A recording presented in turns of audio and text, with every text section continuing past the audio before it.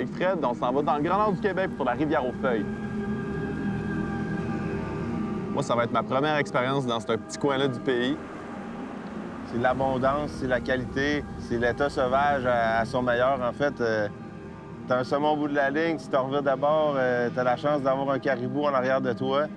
Je pense que quand tu vas dans le Nord, ton objectif ultime, c'est de prendre des poissons records. Que ce soit de la truite mouchetée ou de la truite grise ou même des saumons records, on sait que la pêche ici va être incroyable parce qu'il n'y a aucune pression de pêche. Puis Fred, il me parle de la place ici comme étant une des meilleurs endroits dans le monde pour capturer des poissons trophées. Il y a moyen ici, à Rivière-aux-Feuilles, de prendre un poisson d'une vie, en fait.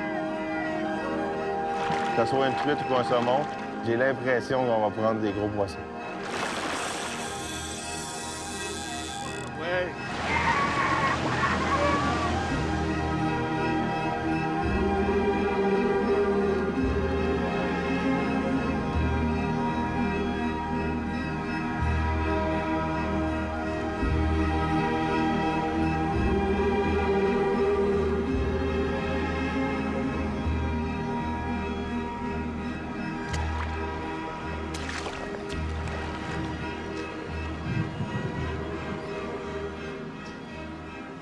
Rivière-aux-Feuilles, ça a été établi en 1989 par mon père, à l'Interdit.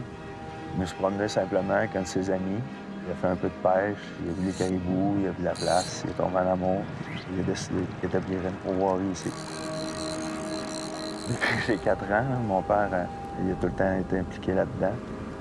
Peut-être à cause de mes origines, mais moi, passer mes étés dans le bois, ça me dérangeait pas. J'aimais ça. J'étais petit kid, en 4 roues, en bateau, à la pêche, à la chasse. Pour moi, c'est le bonheur.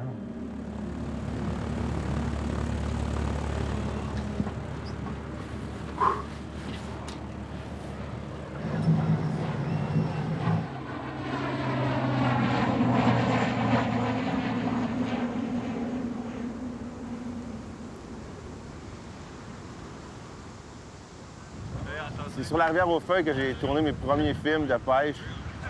Revenir à Rivière-aux-Feuilles, rencontrer Louis, quelqu'un que je connais depuis 15 ans, ça me fascine. Des fois, la vie est bien faite.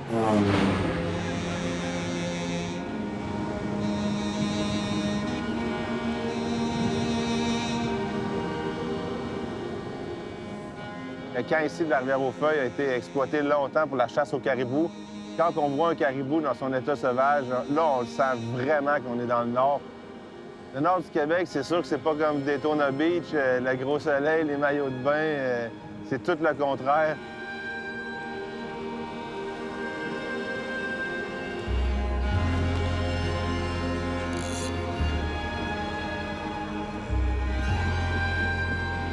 Il faisait vraiment pas beau, il ventait, il faisait froid, mais c'est pas ça qu'il allait nous arrêter. On n'était pas venus dans le Grand Nord pour jouer aux cartes dans le chalet.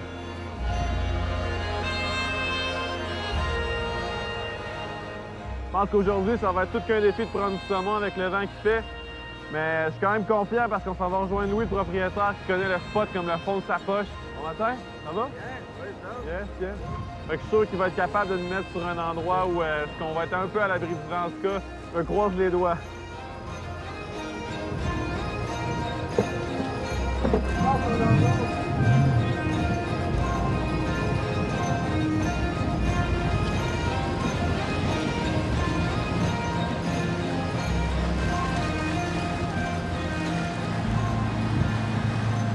Je vais y aller avec une grosse mouche cantivée plus profonde, tout tu iras avec. Ouais, moi je vais aller en surface avec des petites mouches. C'est un peu moins agressif pour commencer, mais c'est bon qu'on essaye 2 styles. On va couvrir deux profondeurs différentes.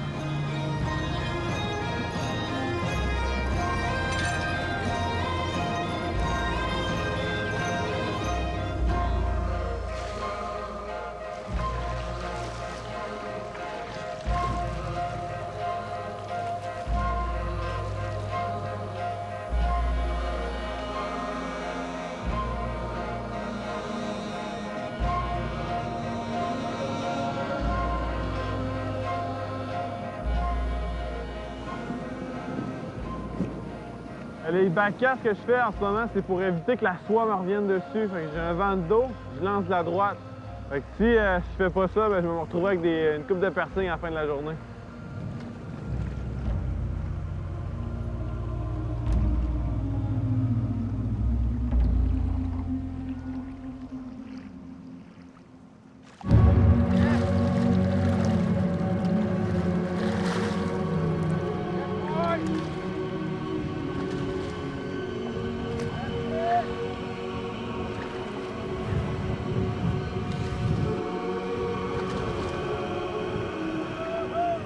Après seulement 10 minutes de pêche, Fred s'est accroché sur son premier saumon.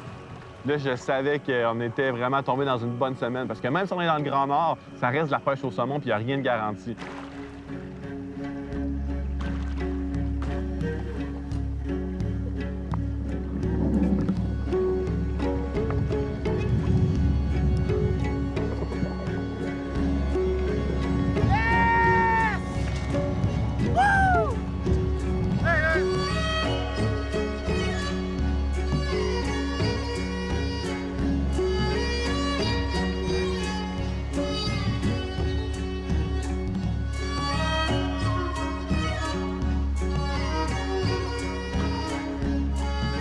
De briser la glace, ça veut dire que les saumons sont arrivés, ils sont preneurs, mais on cherche encore un plus gros que ça, un saumon de 20 livres.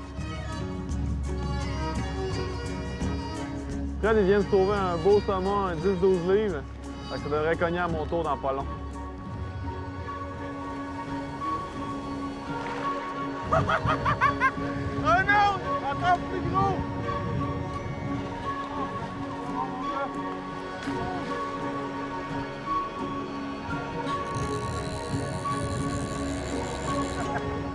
Moi, je voyais encore la scène de loin et j'avais hâte que ce soit mon tour. Yes, oui, man! Oh, oh! Yes, mon gars! Checkez-moi ça, le beau silver, man! Wouhou! On est le seul pourvoyeur sur la rivière. Ça fait qu'il n'y en a pas de pression de pêche. Il s'agit d'être là au bon moment, au bon endroit. Puis ça peut être un poisson trophée de midi là, à chaque lancée.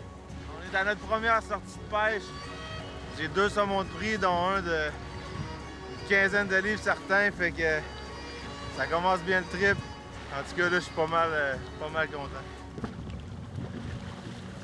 On vient de prendre nos premiers saumons sur la rivière aux Feuilles, mais il nous reste encore plusieurs jours de pêche, donc le meilleur est probablement à venir.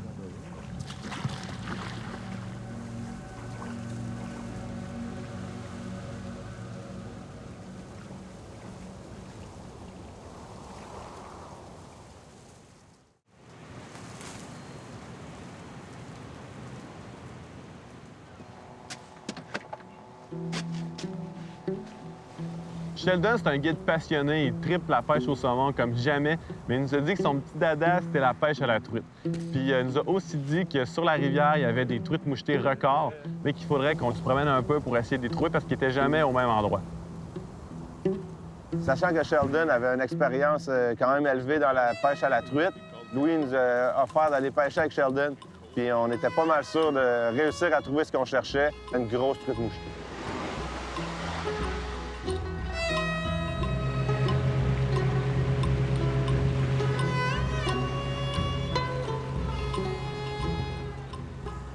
It's a little gift from God, you know. It's a beautiful river, crystal clear water. It's just a beautiful place to be. My first introduction to fishing was being on the river with my dad when he was a guide. I guess it grew on to me and I've been guiding for most years ever since. Les grosses truites mouchetées trophées, il n'y en a pas partout sur la rivière. Ça prend une expertise pour les trouver. Apparemment, ici, c'est un des meilleurs spots de la rivière. Il y a une sortie de ruisseau. Là, on essaie avec des mouches énormes, des grosses souris. Every time you go to a pool and you know if you want to find a big brook trout, throw a big mouse. You know, go down at the bottom of the pool a little ways, throw a big mouse, strip it across, and if there's a big brook trout there and he wants it, he's going to take it. Sheldon est aussi conscientisé à la protection de l'environnement. Il m'a donné une mouche souris avec un gros hameçon, mais il m'a dit, regarde, ici les truites, c'est des gros géniteurs, il faut leur faire attention. Donc on va enlever l'ardillon, on va l'écraser, comme ça on va pouvoir les relâcher sans les blesser.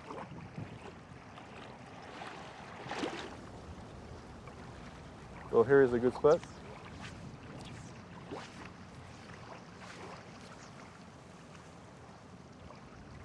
Oh, there is one coming.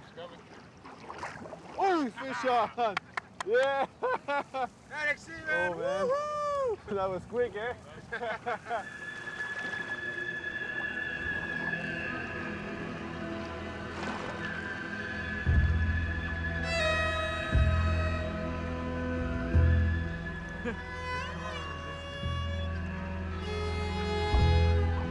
Les truites mouchetées dans le Grand Nord, ils ont une couleur unique. Une robe rouge avec des points bleus.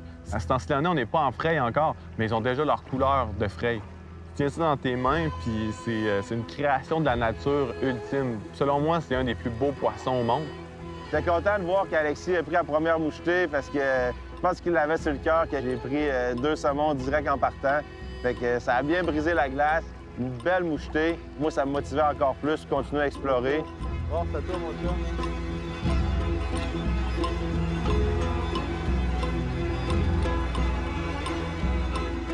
Après que j'ai eu ma truite au bout de la ligne, Fred il a fait un lancer juste à côté. Puis une truite qui est venue, bam, s'accrocher directement dessus. Une fois rendu sur place, ça n'a pas été trop long. On a fait 2-3 lancers, puis on a réussi à trouver le banc. Puis une fois que tu trouves où ils sont les truites, bien, c'est pratiquement un lancer après l'autre qui s'accroche.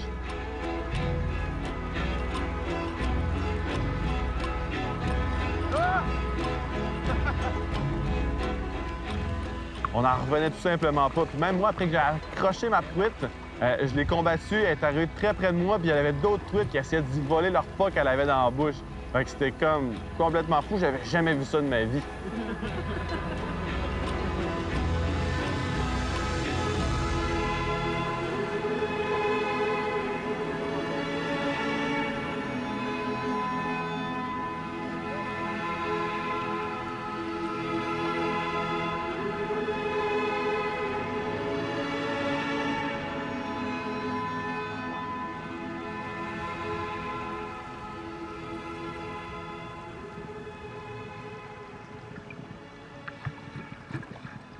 Here, it's the best place ever. Like, you know, you can be standing on a rock, you see a nice trout going by, and you're like, oh, yeah, I want that trout. And as soon as they hear that, you know, on the water from the mouse, that gets their attention, and they're like, oh, what's that?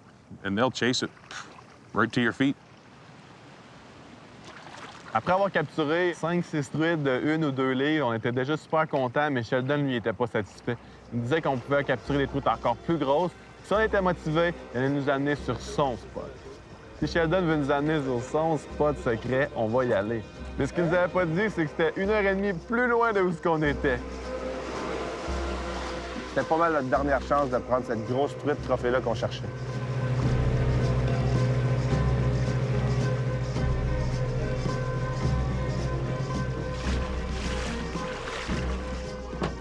Je monte ma canne, une petite fois numéro 5. C'est pas mal ça le trip de pêcher la truite, c'est d'avoir des cannes qui sont super sensibles. C'est plus dur de lancer des grosses mouches comme des souris, mais quand t'as un poisson au bout de la ligne, le trip est là pas mal.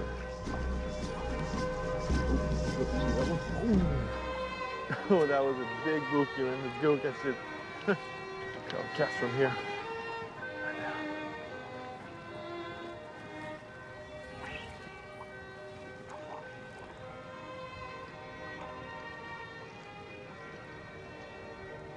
I expect us to do well, but you never know. Things can always go bad.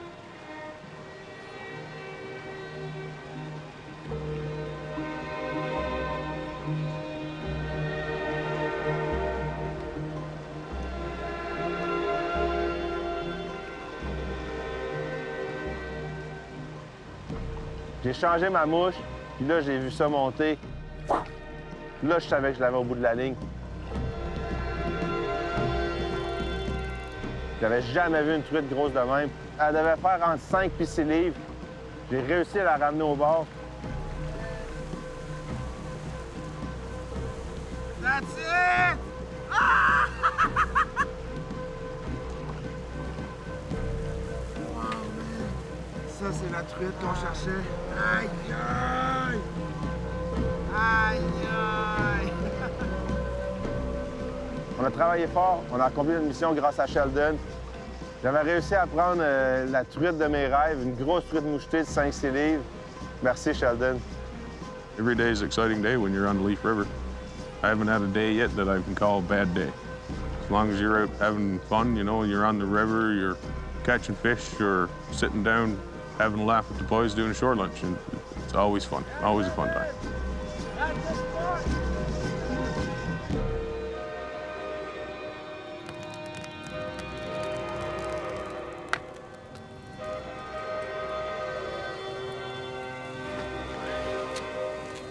That's the best place. Le Nord, c'est ça. On a comme l'impression que c'est comme du bonbon. On en veut tout le temps plus. Maintenant qu'on a réussi à capturer les plus grosses truites mouchetées de la rivière, là, on s'en va chercher notre objectif ultime, qui est de prendre un saumon monstre.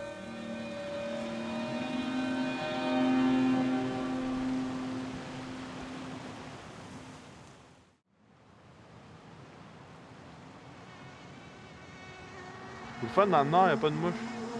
Non. Parce que quand on est venu dans le Nord, on se fait parler qu'il y avait de la mouche. Ouais. Pas fait piquer. Non. J'ai pas remarqué qu'il n'avait Non. aucunement. Là. Non, on est bien.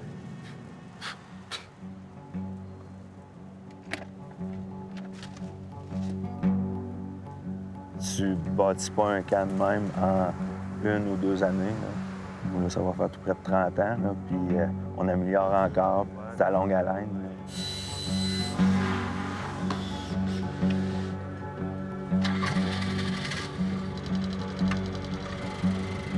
Mon père, c'est mon mentor, c'est mon idole. Il a tout fait ça, puis j'étais en arrière, je le voyais aller, voir l'évolution au fil des ans, le temps, l'énergie, l'argent qu'il a pu mettre là-dedans.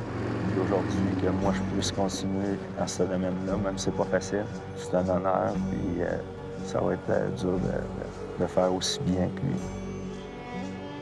On a eu un trip incroyable jusqu'à maintenant. On a réussi à prendre des belles truites mouchetées puis des gros saumons, mais aujourd'hui, on met le tout pour le tout pour aller chercher le saumon record de la rivière aux feuilles. Fait que moi, je me monte des mouches sèches pour travailler en surface, puis Fred, il va y aller à la canne spray. C'est une canne qui se pêche à 2 mains. On peut couvrir énormément de distance avec peu d'efforts. Les conditions sont vraiment parfaites. On finit de monter notre stock, puis on y va. On a tous besoin de décrocher un peu. Moi, c'est ça, c'est le Nord. Moi, je viendrais ici juste pour le paysage, pouvoir mettre une ligne à l'eau, pouvoir regarder des caribous. Là, La beauté d'ici, c'est qu'il n'y a rien. C'est toi, la nature, puis la titre.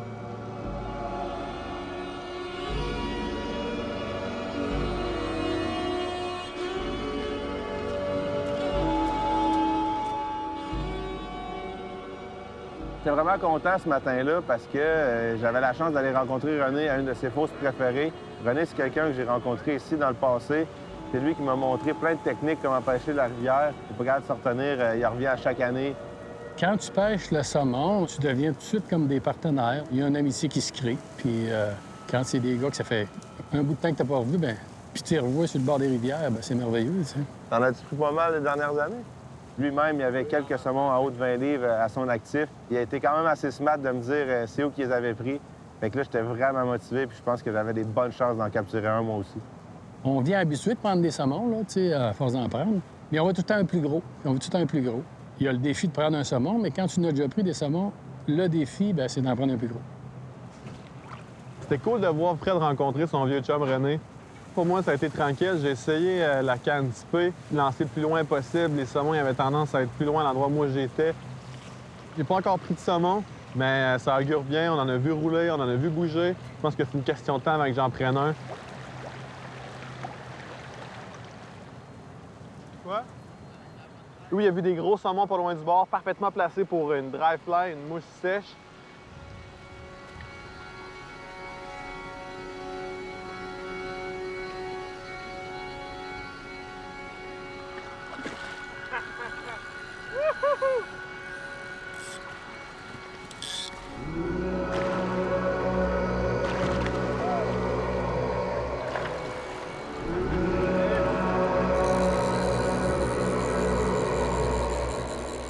Le premier qui a eu du succès, c'était Alexis avec la mouche sèche.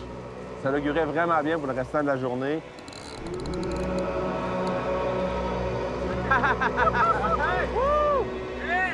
Go, Alexis! Mon premier saumon sur une micro dry fly. Fake en surface, c'était incroyable.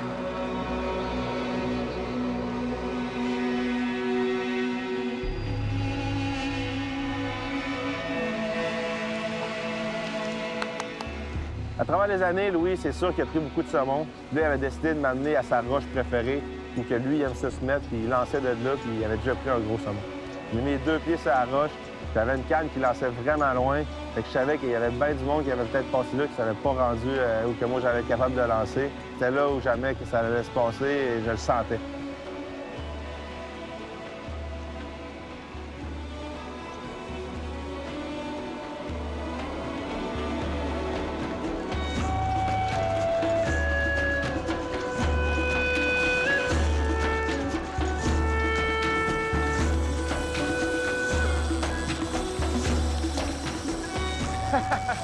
aurait dit qu'il était accroché après un train.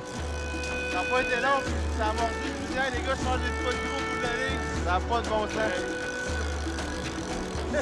Oh, il est gros. Le temps passait, il retournait dans le rapide. Là. Mon vieux, il sortait. Ça doit avoir duré là, un bon 15-20 minutes certains. Je le vois, là. Puis à un moment donné, là, il s'est approché, puis je pense qu'il était assez fatigué. Là, le stress est comme monté au niveau ultime.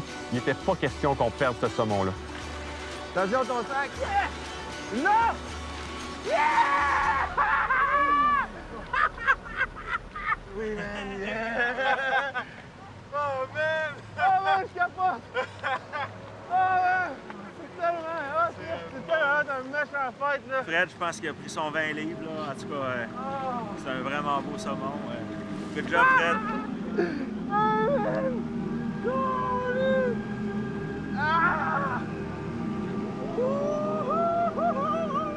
Le cri que j'ai fait, là, c'était quasiment un cri de mort, mais c'était un cri de joie.